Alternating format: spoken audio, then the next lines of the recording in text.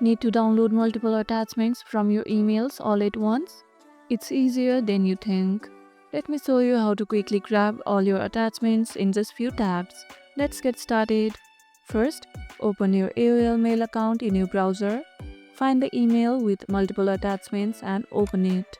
You'll see the attachments listed below the email body. Now look for the download all button, usually located at the top of the attachment section.